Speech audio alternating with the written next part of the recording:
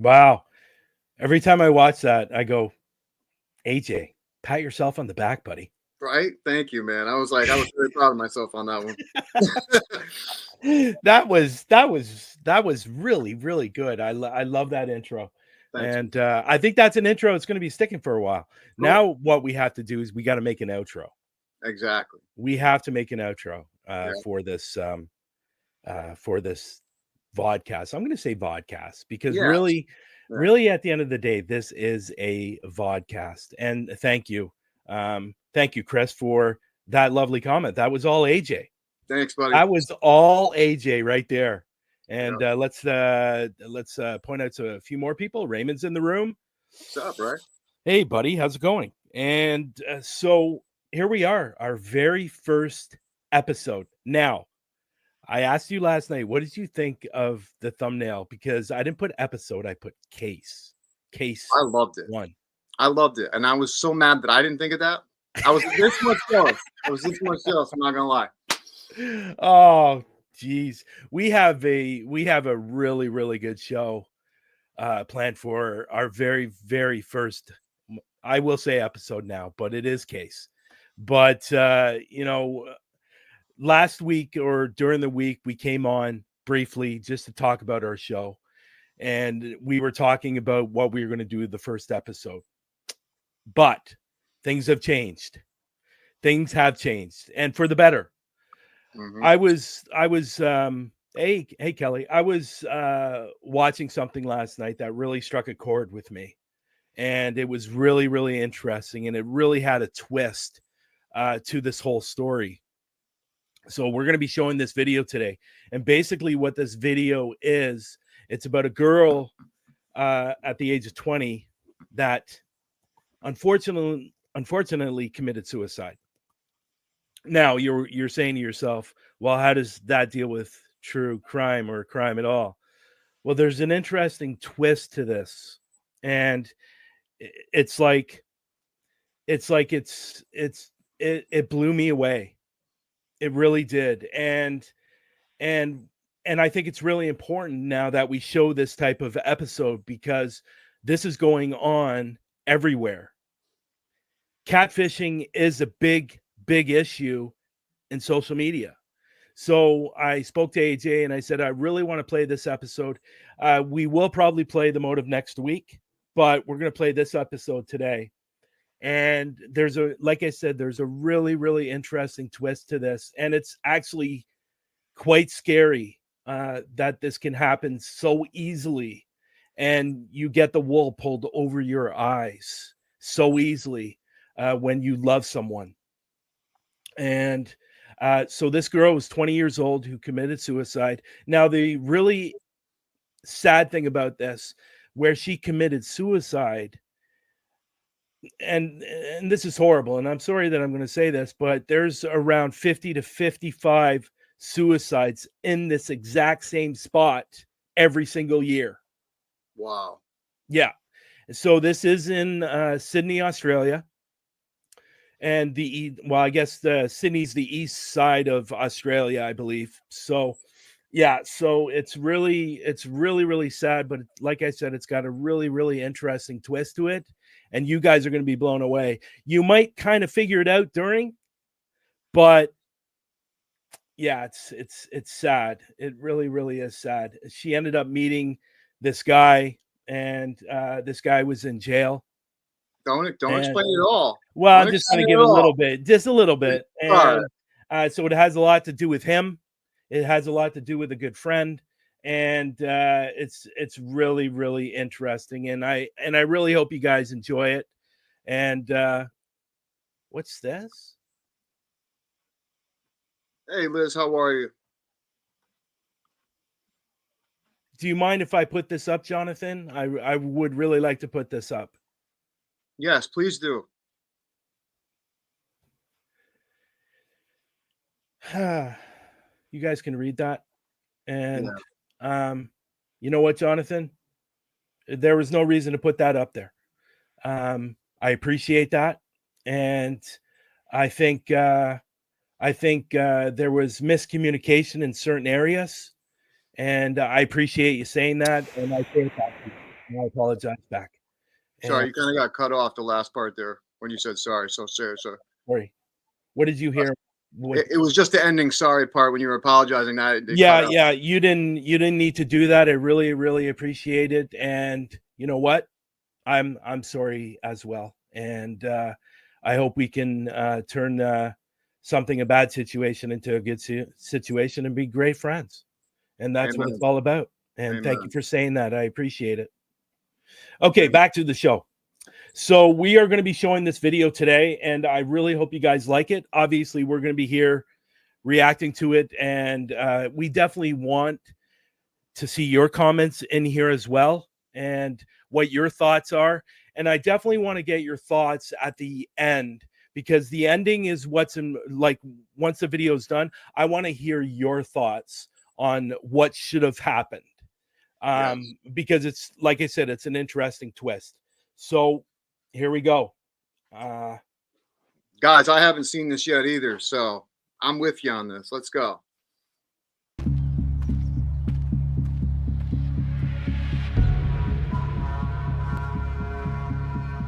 The story you're about to see will shock you. You'll come away questioning your faith in our system of justice and how it failed a young woman with so much to live for. Renee believes she'd met the man of her dreams. She said his name's Braden and he's 24. Except she hadn't met him at all. Are you Braden Spiteri? Someone else was writing their story. Sort your daughter out, she's threatening to kill herself. I can't be without you, baby. You're my with a tragic ending. Do you regret what happened? I trusted you. You came into my home. A liar is exposed. Pure evil would be about the best way to describe her. But will there be justice for Renee? She hasn't gone in vain, and I'll make sure of that. Oof. Now, before we go any further, I do want to mention this. Obviously, this is not our video. This is by True Crime Daily, and I will let people know their link is in the description. So if you want to go over and follow this page on YouTube, by all means, go ahead. I wanted to give credit to this particular channel, and they deserve all this credit in the world because some of their stories are absolutely incredible. So here we go.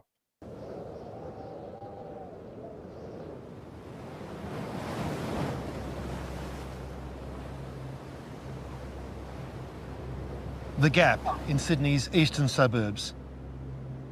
It's a dramatic and foreboding place, the scene of up to 50 suicides a year. In 2013, 20-year-old Renee Marsden took her own life on the day a turbulent 18-month relationship ended. It came as a terrible shock to her parents, but over the following weeks and months, they would discover that Renee and their entire family had fallen victim to a monstrous deception.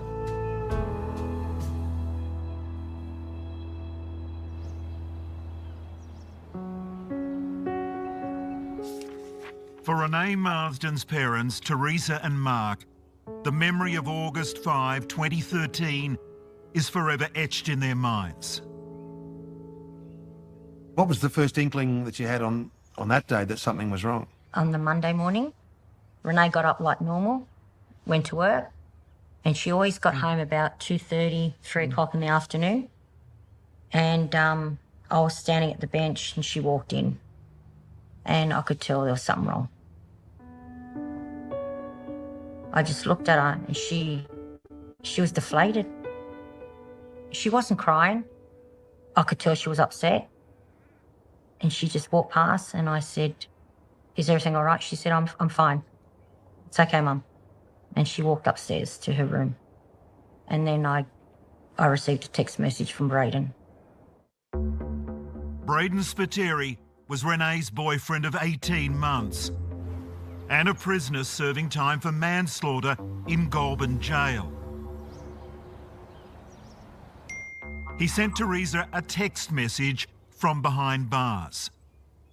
What did it say? "Sort your daughter out. She's threatening to kill herself." That's a difficult moment for any mother. So you obviously went straight up to speak to her? I did. I walked up to her room. She's sitting on the edge of her bed and I sat beside her. And I said, "I have a look at this." And I showed her the text message. I said, "Should I be concerned?" She said, "Don't be stupid, Mum." And I said, "What's it all about?" And she said, "I finally found out what he's all about." She said, "You don't have to worry about him anymore, Mum, it's over."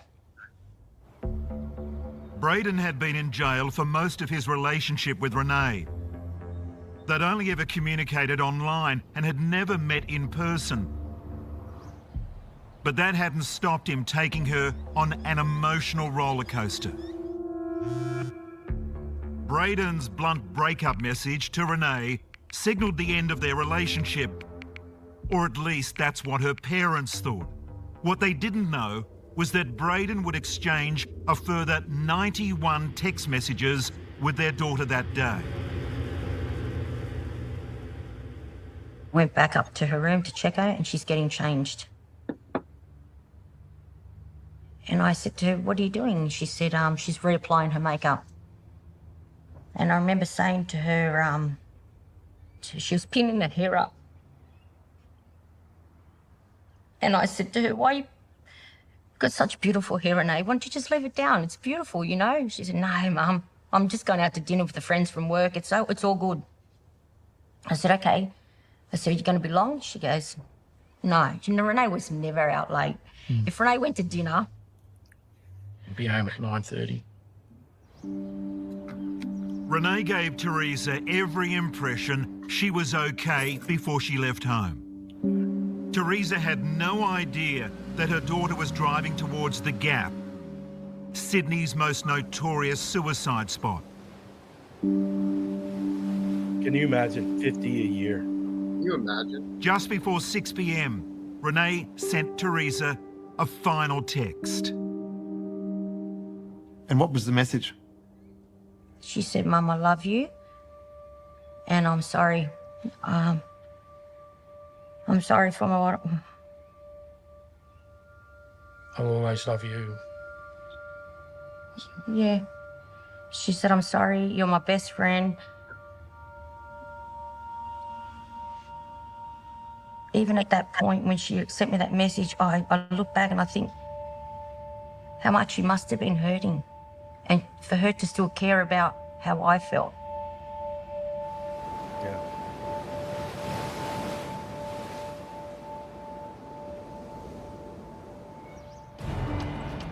And I will say the Alarmed by the problem. message, Teresa drove The to a problem is friend's people house jump off that to cliff, they're discuss it never with her. found. Wow. Once I showed my friend that message, she said to me, "I think maybe we should ring the police." And they put out an alert to see if they could track her down. The police began their search, and it was soon revealed that Renee had sent 2 other texts.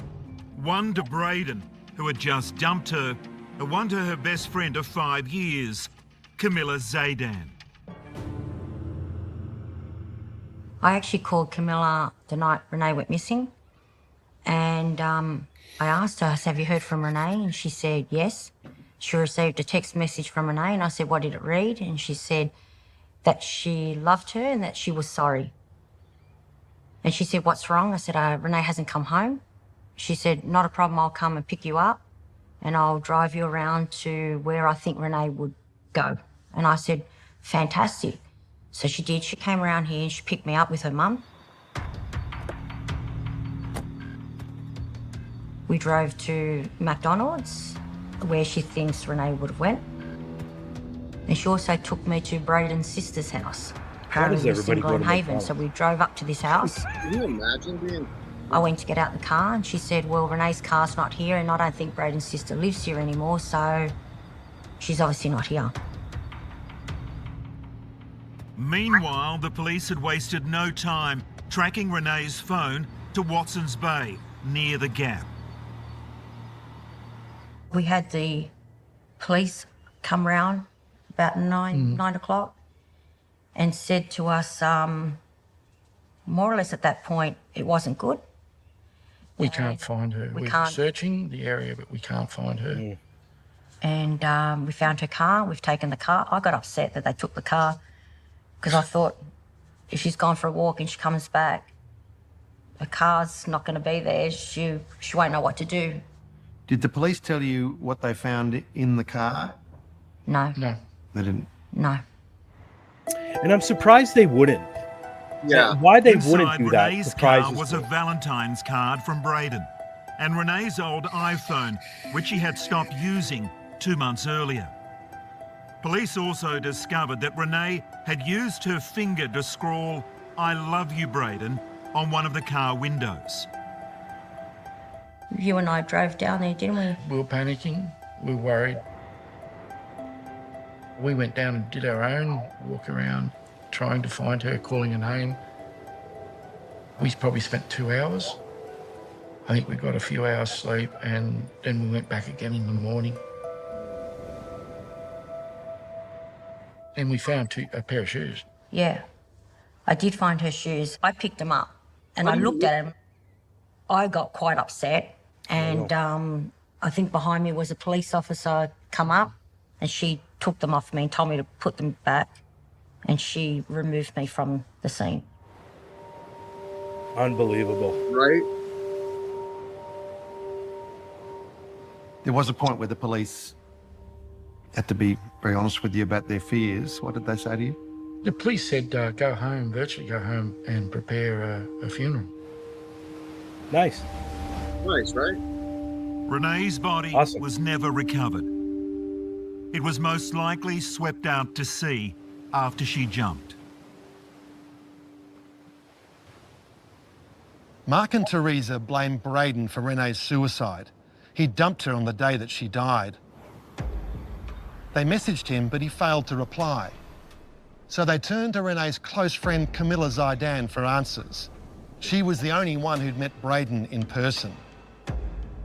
But Camilla seemed more interested in Braden's welfare than mourning the loss of her friend Renee. Camilla comes to you in the moment of your utmost grief. Yep. And she wants you to think about Braden. Yes. Yeah, she said to me, he's hurting too. And I think it was you at the time said, how would you know if he's hurting? How? And she said she actually spoke to him. He actually called her. And he's hurting, so we have to leave him alone because everyone's blaming him. I said, I've given the police Braden's phone number, and her demeanour changed straight away. You got to get it back. She said, you got to ask for it back. And I said, why? So nothing was making sense. So Camilla was starting to say things to us that wasn't making sense. Next, He said, oh, there's an app that can help us. how a 13-year-old boy helped reveal the true identity of Braden Spiteri. I was shocked.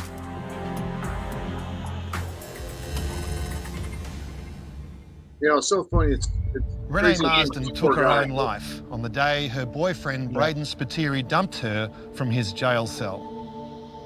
To understand their relationship, we need to go back to her previous relationship with her first love, Angus. Renee, I met whilst getting a haircut at an old place she used to work at, Miss Elizabeth's hair studio. You cut your hair? No, she didn't actually. So, funny story, she was the trainee apprentice, the hairdresser apprentice, who, when I would come in, she would wash my hair and give me a head massage. I used to go in, not needing a haircut, but just as an excuse to see her and meet her. And that's how She was pathetic- very bubbly, beautiful, kind, What's very that? down to earth. That's how pathetic us men are. We just go and just. Oh, you goody! Before long, they were dating.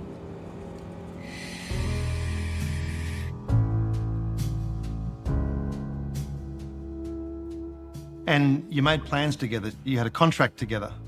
We did.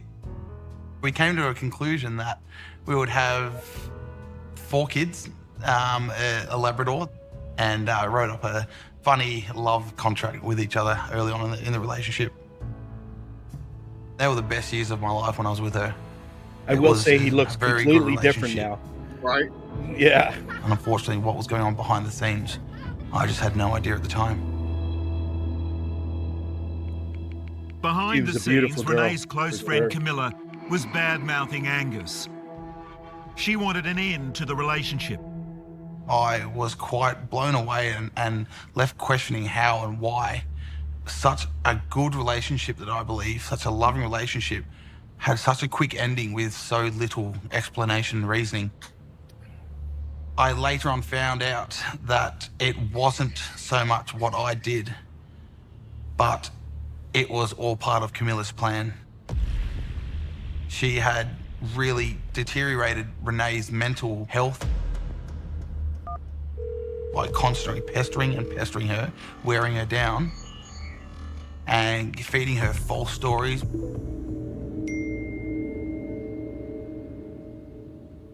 The night she came home, told me she had just broken up with Angus. We sat at the end of her bed and she was just crying. She was sobbing. And I said, "What's wrong, Renee?" She said, "I just told Angus it's over." And I couldn't believe it.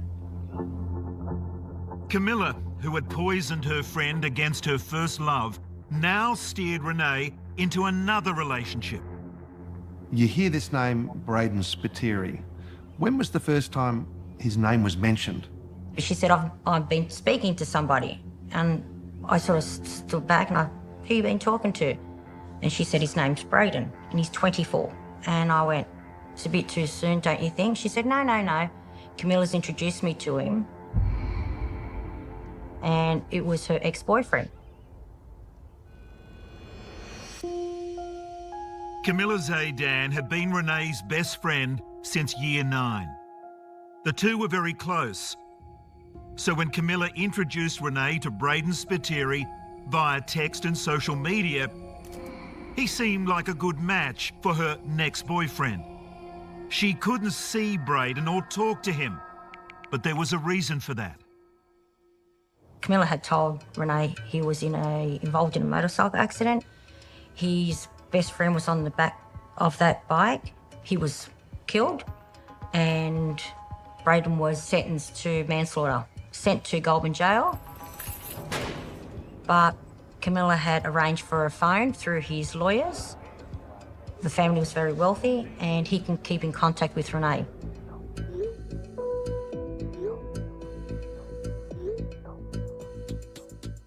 Renee's parents thought the situation was bizarre. What's that? When you're in jail, you ain't getting no But they cell wanted phone. to support their daughter. All you're interested in is your daughter's happiness. Yeah. And this person seemed to make her happy. Yeah. 100%. He was saying to her everything she wanted to hear. Well, Everything that's she wanted to hear. He knew that she wanted what her goals were. She wanted to get married, wanted to have kids, wanted that life. He knew all that. Camilla told Renee she could not see Braden in jail because he'd given up visiting rights in exchange for a reduced sentence. Camilla claimed Braden had illegally obtained access to a mobile phone but could not make voice calls. The only way to contact him was via text and Facebook. Their dialogue was intense and took over Renee's life. I can't have any visitors, but I can go on Facebook. At one point, I Yeah. So by this point, I'm asking myself a lot of questions. Well, first of all, how did he have a cell phone? Yeah. Because you can't get a cell phone. And I understand some people in jail have cell phones. You And I can't, get but you that. have And to they say hide that. them. And they Yeah. hide them. But me and you both know, well, I don't know if you know, but I've known people in jail before. And there's always, if not daily checks, weekly checks of your cell to seeing if you're hiding anything like a weapon or anything like that. So that was my first red flag. Yeah. And I was thinking to myself, okay, well, there's my first red flag. And then the second red flag was he can only text. He can't do voice calls. Yeah. And, you know, and that was a red flag for me there. And then he could get onto Facebook, but it just, the red flag started for me at this point. So yeah, 100%. Yeah.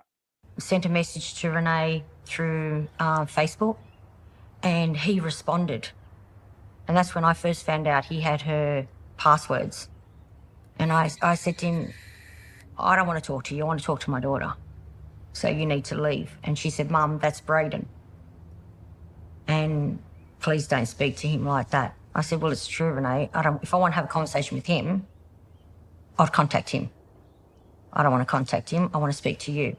So he started to come in between Renee and I, yeah. Braden hated that Teresa kept in touch with Renee's ex-boyfriend, Angus. I made a comment on Angus' Facebook profile. He had done something and I liked it. Braden, he sent me a nasty message and it said, how dare you? How dare you like your daughter's ex-boyfriend's message? What sort of a mother are you? And he called me an unfit mother. He made me feel so bad. Yeah, the reunion would have I been was going well shocked. then. It was the first message that I've received from him. And I'm reading this thinking, what young man speaks to a girl's mother like that? But at that point, I didn't want her to pull away from us. I still wanted to have that relationship with her. So I said to Mark, let's just let it go.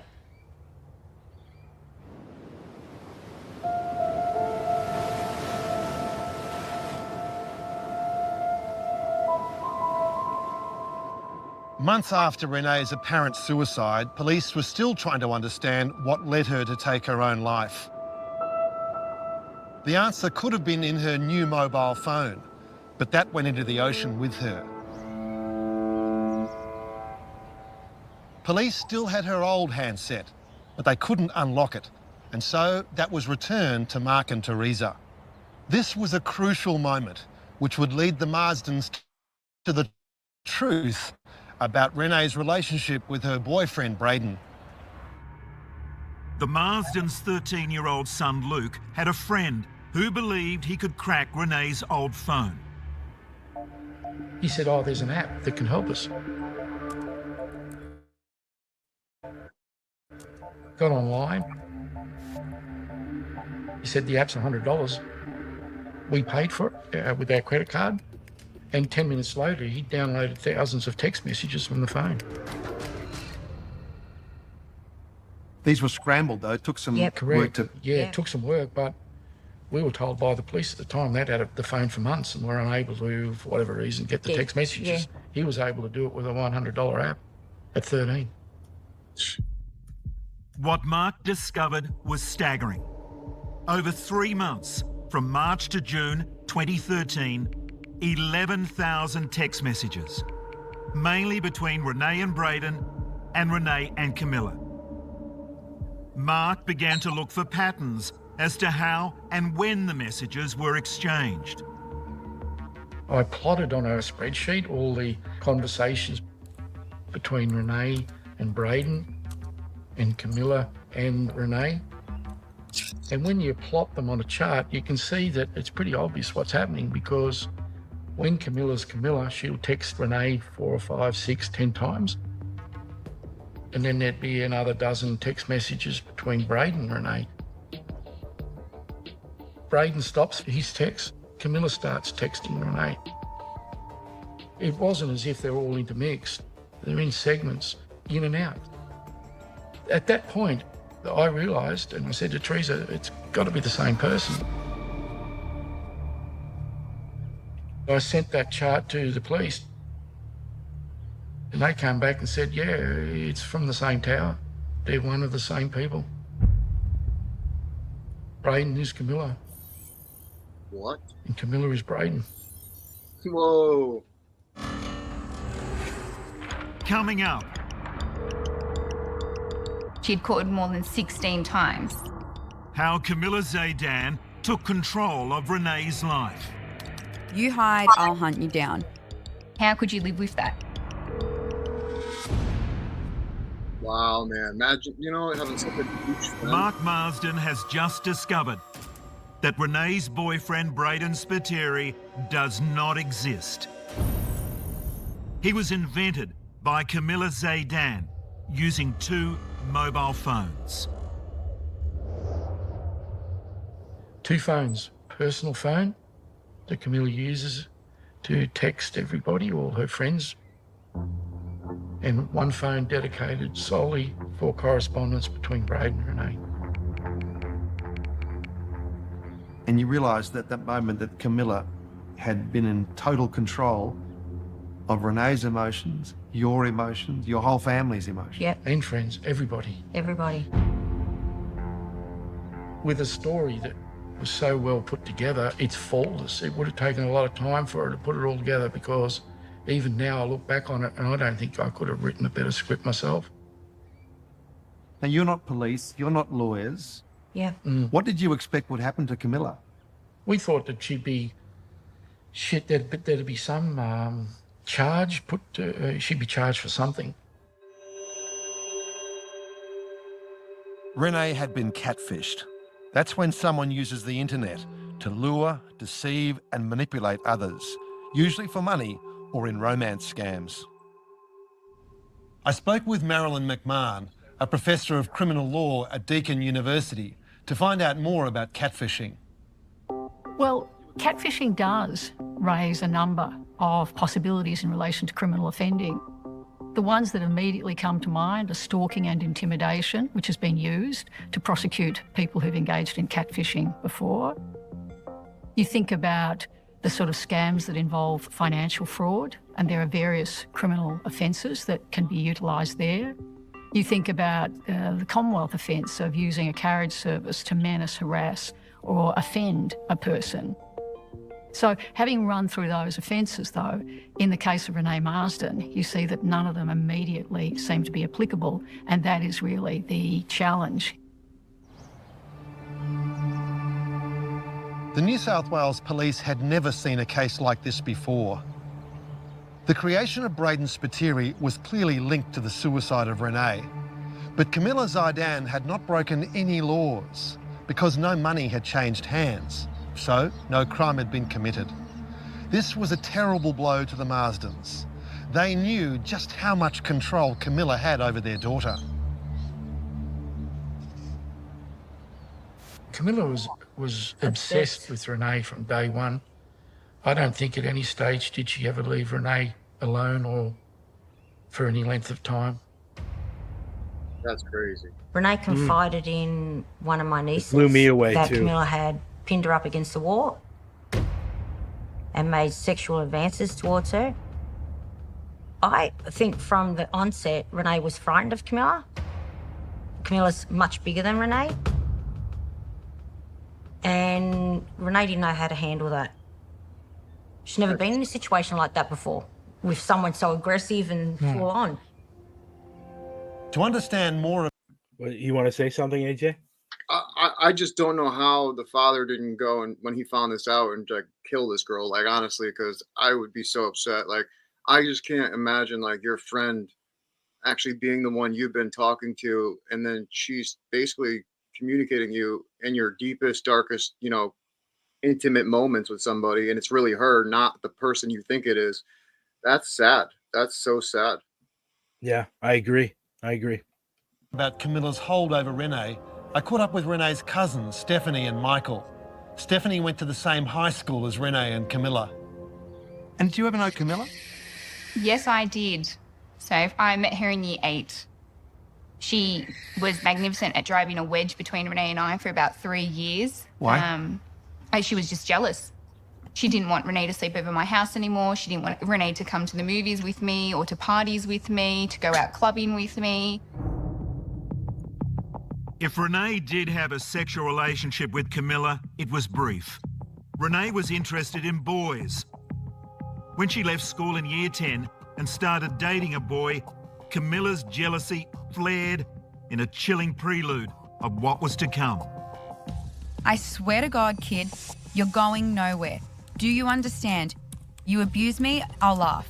You kill me, I'll be your ghost. You hate me, I'll still love you. Run away, chase you. You hide, I'll hunt you down. When Renee enrolled in a hairdressing course at a local TAFE, Camilla soon followed suit. And whenever Camilla could not physically see Renee, she stalked her on the phone. Renee and I were travelling to Bondi. It's about a 50-minute car ride from where we are. And in that time, she had called more than 16 times. And I just remember thinking, like, you've got to be joking. Like, what? Who in their right mind calls 16 times? Like, even somebody in an emergency wouldn't call an ambulance 16 times. And Renee was just like, it's all right, don't worry about it. And I just had, like, anger against it because I couldn't understand, how could you live with that? And that was just 50 minutes. Like, can you imagine a whole day? You wouldn't have any free time. And if you did, you'd have so many different thoughts going through your head. Camilla even saw Renee's mother as a threat. I think deep down she despised the fact that Renee was so close to me. And that showed in the fact that Renee, on Mother's Day, she got a tattoo and she had my name. I'll never forget it. I nearly died. I thought, why would you do something like that? But she had down one side of her, down her side, didn't she? Down her torso. Life is beautiful because of you, Mum. And then she had my name. And Camilla did everything in her power to have Braden's name put on her. Renee agreed to get a fresh tattoo of Camilla's alter ego, B. Spiteri, inked on the right side of her chest. This was just 3 months into the relationship. Camilla was now inside Renee's psyche, manipulating her friend's emotions at will for her own amusement. However, she also knew when to pull back. There's a period where it stops. How did that happen? That stopped because of my comment to Camilla and to him. I said to the both of them, if you were half a man, you would leave my daughter alone while you're in prison. And he then said to Renee, I agree with your mum. I think it's only fair that you sort of do what you got to do, but when I get out, you're mine. And she agreed. And then she started to go out. She met with one of the gentlemen at work and she started a relationship with him. Tell me about Ian. She said, Mum, I've met somebody. And I said, okay, great, fantastic, tell me about him. And she said, he's a lot older than me, 12 years, I think it was. The Marsdens were delighted. Ian treated Renee well and made her happy. However, it was only a matter of time before Camilla reactivated Braden. Crazy narcissist. Ian started getting abusive messages from Braden. So he started now feeling the brunt of the full brunt of Braden, not just Renee, but it was Ian as well. What were those messages? How dare you? Leave Renee alone. She's mine. I have a relationship with her. She's mine. I'm looking to marry her after I get out. Bugger off. Yeah. And here's a guy messaging from jail. Yep. In a threatening manner. Yep. Ian's just your average guy. He's not used to this. Yeah. What was his reaction? He couldn't believe it. He was saying to Renee, you know, like, get rid of this guy. Get him out of your life. He gave Renee that ultimatum because he couldn't stand the fact that he was getting all these abusive messages either. But Renee chose Braden.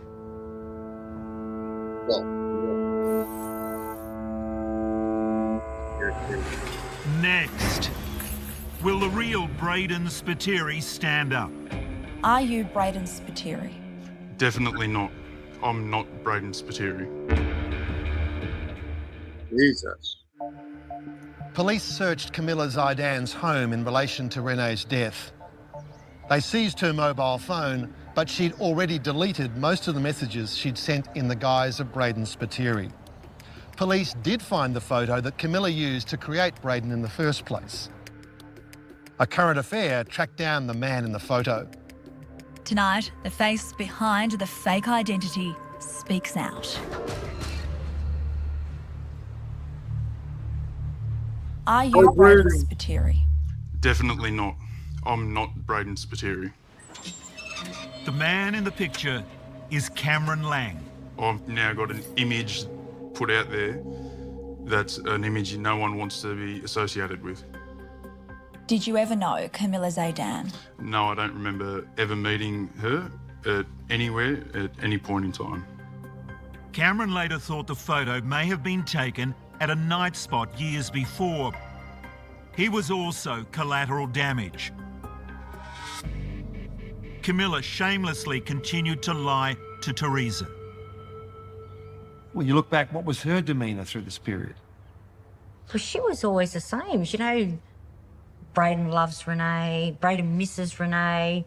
And, you know, when we'd ask her how she'd know, well, she talks to his lawyers. She always had contact with his lawyer. So I never questioned it because I thought he must be a family friend. The closer Renee and Braden became, the less Renee wanted to do with Camilla. She was tired of Camilla's psychological warfare and wanted to end their friendship. You She think? planned to do this when Camilla went on holiday to the US. She was gone for a month. So at the same time, Braden was going into his parole hearing and he was going to be released in the next couple of months. So both Camilla and Braden off the scene for a month. Renee had told us that Braden won't have his phone because he'll be in his parole hearing. Camilla obviously not going to have hers because she'll be in the States. Camilla's absence was a welcome respite for Renee. She opened up to her mother about years of abuse by Camilla. This was the first time I heard, while Camilla was overseas, the extent of the abuse from Camilla to Renee. It's the first time she sat me down and said, "Mum, there's a problem." What did she say? She said to me, the last straw was they were driving down the road and Camilla tried to take the steering wheel out of her hands while she was driving. Jesus. Camilla wanted to kill her. Pulling of the hair, punching at the head, that was it. It was done. She said, "I'm done." She said she went psycho one too many times. Renee told her mother she'd messaged Camilla to end their friendship. She said to me, "I've finally told her it's over. Once and for all. The friendship is done. I'm not trusting her ever again. I'm not taking her back." And I said to her, "Why would you do that? Why? She's overseas." And she said, "She can't hurt me anymore, Mum." Renee poured her heart out in a letter to Braden that was found in her bedroom dated the 22nd of July. My beautiful boy, I have finally let Camilla go for good, and I feel so much better about it now. I can't be without you, baby. You're my rock, my hero, my everything. Renee believed the lie that Braden could not return her texts because of his parole hearing. She was expecting he'd soon be released from jail and was making plans for a wedding and a Greek honeymoon. But everything changed when Camilla returned from her holiday. Dun, dun, While dun. Camilla was away, she had no access to her mobile phone and only read the messages Renee had sent to Braden on her Of course, she's return from to the Sydney. U.S. We're all crazy in the U.S. Renee was planning a life with Braden that didn't include her, so Camilla moved fast to re-exert her control. On August 13, she decided that Braden would dump Renee, so she sent a text to Renee from Braden saying, "I think I need a break, and so do you." This was perfect opportunity for Camilla to end it all. And on the course of that day, the way she broke it up, I think, was blunt and brutal. And I think that is what made Renee so distressed, is the manner in which Braden broke it off with Renee. And then Braden started his barrage of text messages to Renee. And they would have been quite abusive because by the tone of the message I got from him, I can imagine what he sent her. Camilla, posing as Braden, exchanged 91 texts with Renee on the day of Renee's death. Only Camilla knows the content of those messages. But we do know they drove Renee to take her own life. And we do know that Camilla knew the risk because posing as Braden, she sent a text to Teresa saying, "Sort your daughter out. She's threatening to kill herself." Camilla could have been honest with Teresa and saved Renee's life that afternoon. But instead, she chose to create another false narrative. This girl's crazy. Yeah. Like super, super, super crazy. She pulled me out the front on the second day and said to me she had to talk to me. Everything Renee told me about her, she was telling me about Renee, that Renee was very violent. Renee used to bash her. Renee was seeking help because she couldn't control her temper. I couldn't believe it. I'm thinking, I'm beside myself. I've just lost my daughter and you're worried about yourself. Renee. Coming up, Do you regret what happened? justice. Do you regret what happened? What justice? I trusted you. You came into my home. Every occasion. Biggest belief that you can do this to another person and walk away as if nothing's happened.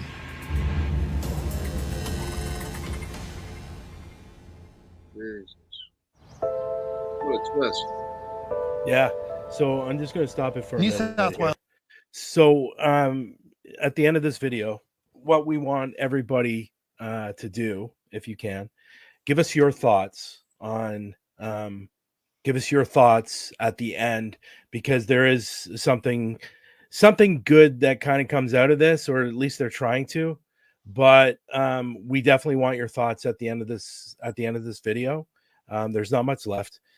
So at the end of this video, give us your thoughts, and because I'm interested, because I have my opinions on this. Wales police never charged Camilla Zaidan for her role in Renee Marsden's suicide.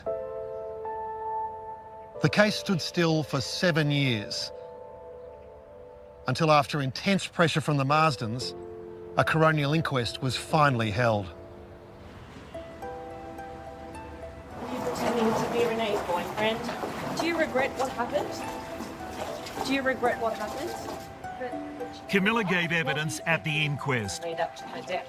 but she was given immunity from prosecution in return for her testimony. I'm curious. Did you go along to the coroner's court? Yes, we did. What were you expecting? I was expecting to Camilla, I guess, tell the truth, particularly when she was granted immunity.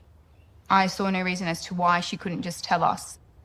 Even if she didn't want to tell us everything, she could have at least told us 50 or 60% of what really happened in the end.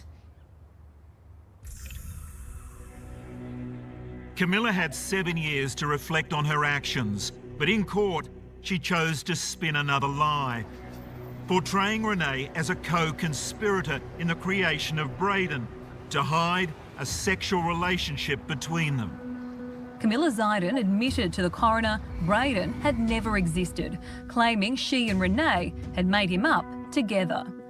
We were never going to be accepted. She wasn't allowed to be around me. We made the character that way she was allowed to see me, the 27-year-old told the inquest. The Marsdens were outraged. Renee's death. I trusted you. You came into my home. My home, I trusted you. You could have told me any time. And in this ridiculous story, Yep. you expected to believe that Renee had set the whole thing up with Camilla in order to conceal their lesbian relationship from you. It doesn't matter if you're gay, lesbian, but it doesn't matter. If one of my children come home and told me that they were gay, I would love them the way they are. We're accepting. It doesn't matter who you are. While Camilla maintains Renee knew she was acting as Braden all along, text messages and emails between the pair suggest otherwise. In a text message brought before the coroner, Braden suggested to Renee that she have sex with Camilla to get her anger out. Renee responded with a firm no. Renee even sent sexual videos and photographs to Braden and asked him to reciprocate, which of course he never did. Why were you catfishing your friend? Pure evil would be the best way to describe her. You wouldn't think someone could be so evil. All we want to know is just why her. You know, why put our beautiful family through all Luke Marsden was 13 when he lost his big sister. What was it like seeing Camilla give evidence? Can I say that on camera? You can.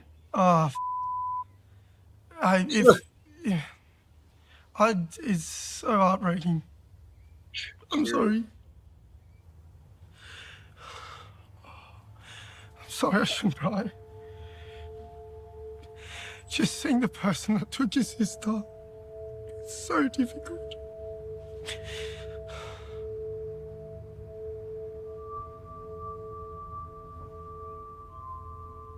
She didn't deserve it.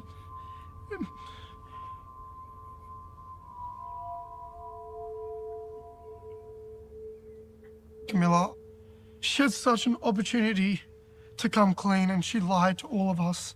Still, even to the point where the coroner knew that she was lying and said, Camilla, tell the truth, she still lied. That's the most heartbreaking thing.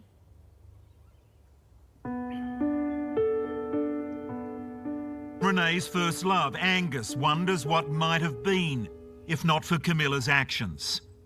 And you see the damage that was wrought on everybody, including yourself. And at the end of all this, there's no crime. This was something she had planned and executed with military precision over months. It was something that has left people questioning the judicial system at how someone can intentionally do so much harm and damage to so many people and live a matter of kilometres away from the Marsdens, still living her life as if nothing ever happened. And she's moved on. She's now got a husband and kids. Oh my God. She's completely flipped on how she used to see herself. Yep. And she's now living a happy life as if none of this ever happened. We still see her up the local supermarkets. I can't even imagine. Can you imagine, dude? Oh my God. It's unbelievable. We were shopping, didn't we? Yeah. Beggars belief. Seeing them? Are you That's kidding the best me? way I can put it. Beggars belief that you can do this to another person and walk away as if nothing's happened and get on with your life. I give that man credit. I tell you, I wouldn't hold myself back. No, I cannot imagine the heartache and distress the Marsdens feel whenever they see their daughter's tormentor. Renee never knew she was being catfished. She jumped to her death thinking that Braden, the man who dumped her, was real. The coroner concluded that Camilla, the catfisher, was the sole architect of an astonishing deception. However, he stopped short of recommending criminal charges against her. And at the end of all this, the coroner notes your hurt and the terrible things done to you and your desire for a law that protects other families in the future from this happening and says, I'm sorry, I can't make a recommendation. Yeah. Yeah. How does that make you feel? Oh, it's a slap in the face. The Marsdens feel the law has utterly failed them. It may be too late for Renee, but they want to see the legal definition of catfishing broadened to include what happened to Renee. We can't allow this to happen to any other kid. Boy, girl, doesn't matter. She hasn't gone in vain, and I'll make sure of that. I want to clear Renee's name. Next, the big push to introduce Renee's Law. We want catfishing to be outlawed. We've got to do something, and we need to do it pretty soon.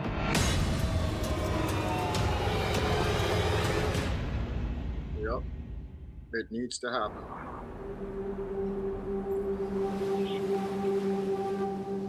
The New South Wales coroner found that Camilla Zaidan was solely responsible for the deception that led Renee Marsden to take her own life. However, police were unable to lay charges against her because they lacked evidence to prove that she or anyone else actually encouraged Renee to harm herself.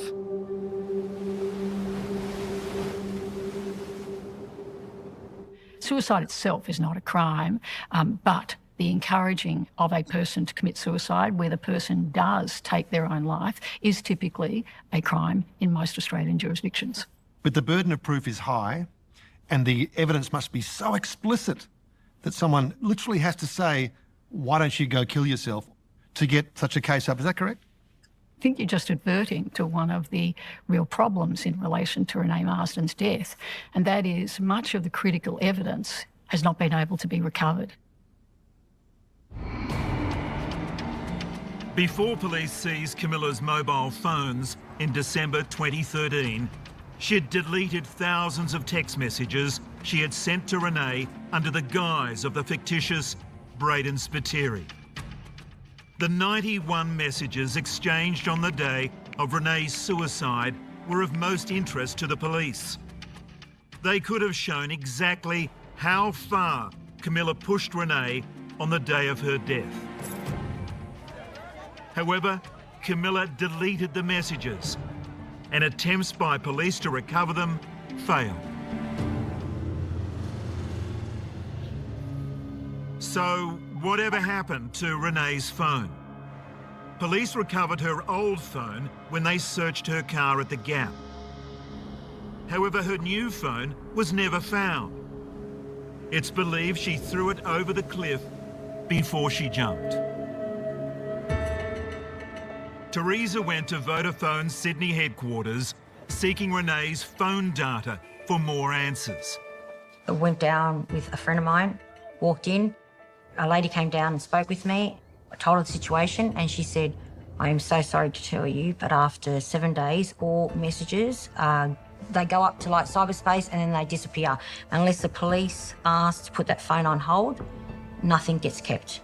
Oh. So my world crumbled at that point because I knew We were too late. we were too late. This brings us back to the Marsdens' campaign to have the law changed in the wake of Renee's tragic death. As the law stands, catfishing is only a crime when someone seeks to benefit financially from the deception of a victim. Renee's case wasn't about money. Camilla just wanted to have total control over Renee.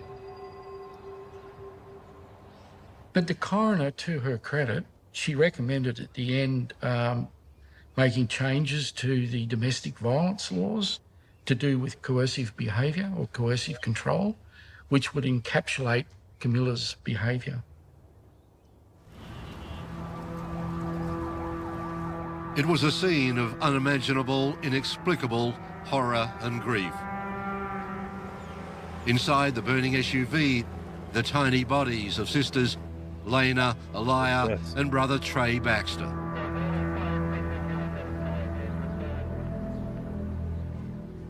In 2021, the Queensland government announced plans to set up a task force to investigate coercive control laws in the wake of the horrific murder of Hannah Clark and her 3 children by her estranged husband. Reviews into coercive control legislation are also underway in New South Wales and the Northern Territory. Most coercive control offences are limited to the relationships that they cover. Typically, they will apply to persons who are married or who've been married in the past, who are living together in some form of intimate relationship. When a relationship is conducted entirely through text messages, one of the first questions I think that will arise is, does this fit the sort of relationship that coercive control laws are meant to cover? Now, it may be that it does. I think the fact that they did various intimate exchanges through the text messages, that they planned a wedding, and that Renee had actually booked a session with a wedding photographer indicates a degree of intimacy in that exchange. So I think a coercive control offence remains a possibility if this was to occur in the future. Even if coercive control is covered by new legislation, this wouldn't be retrospective. And it wouldn't be enough to satisfy the Marsdens, who have been through so much. They fear another trusting person like Renee could fall victim to the cruelty of catfishing. We want catfishing to be outlawed, where you take on a false persona and use that to mentally control somebody or mentally abuse them, whatever. That, to us, needs to be made illegal. So it's up to the politicians now, isn't it? Yeah. Yeah. What response have you got from them so far? Everybody agrees this is problematic. It's just getting them to act and do it. What we want to do through the media is to get some momentum there to say, yeah, based on this story, we've got to do something and we need to do it pretty soon. Otherwise, it's not going to go away. The coroner's findings in Renee's case are available online, and I urge everyone to read them. You'll understand how the law cannot protect your loved ones from the same fate. Social media dominates young people's lives, but it's also a new front for criminals and the unscrupulous to harm them. Renee's death is a tragedy that really should inform how social media is regulated. And now it's up to the politicians and the legal profession to find a lasting solution.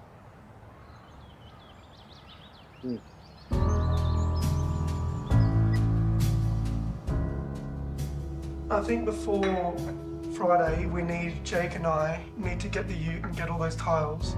Because as the Marsden family tries to move on with their lives, the trauma of Camilla Zaydan's outrageous deception is still evident. It impacts everybody, every day. We've lost a daughter. I've lost a best friend.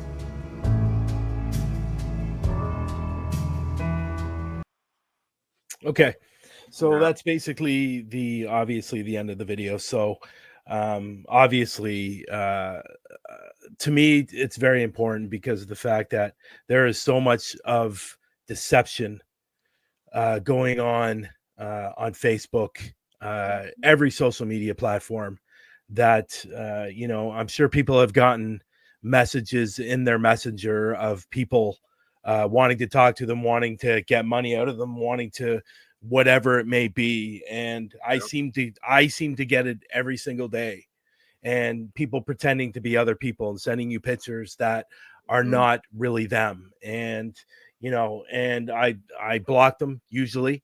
Every so often I'll be honest, I play with them because I know it's fake. But then when you get into the little bit of, okay, well, let's do a video call and then we could talk. And there's always that excuse on never wanting to do a video call. And, I think what people, and some people are, and I'm not saying everyone is, but some people are gullible in that way. And we'll send them money. And it seems to happen to a lot of elderly people that seem to be losing millions and millions of dollars every year around the world because of these scammers.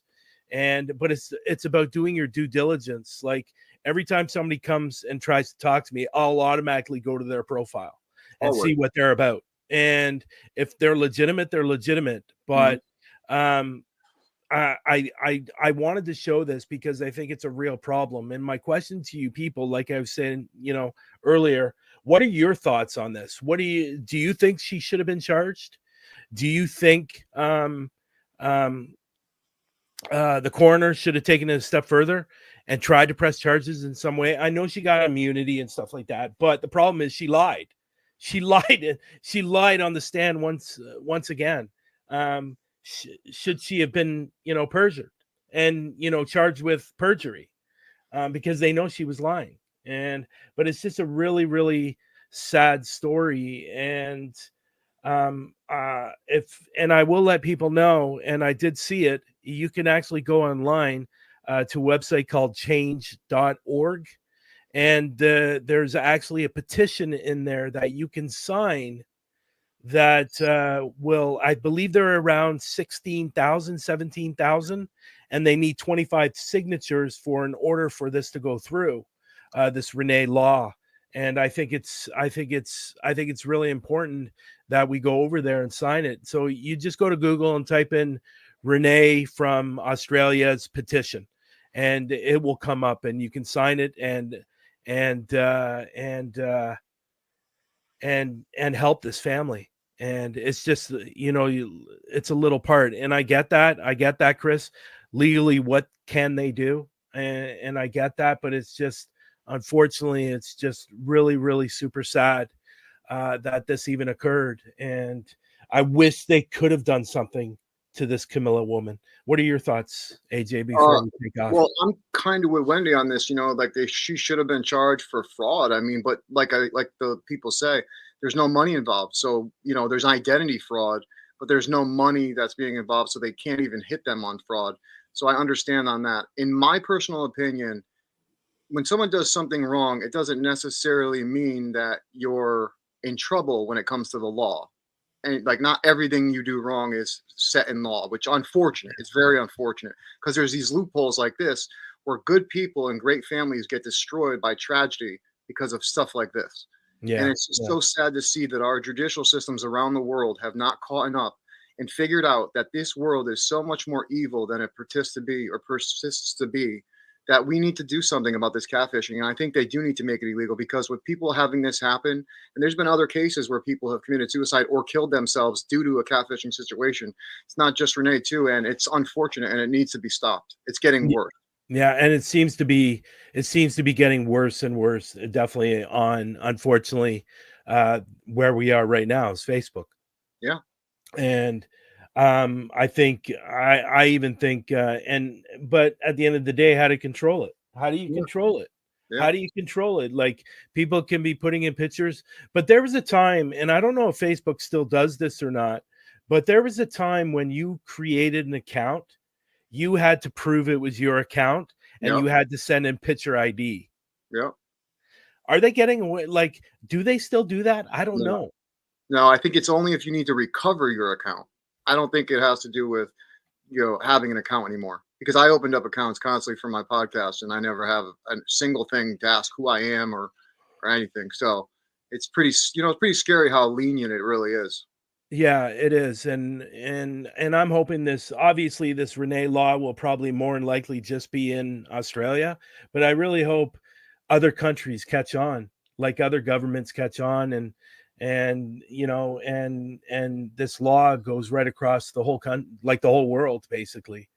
And it's unfortunate. And I know people that have been catfished and been scammed out of money. Yeah. Me too. And a lot of money. And Mm-hmm.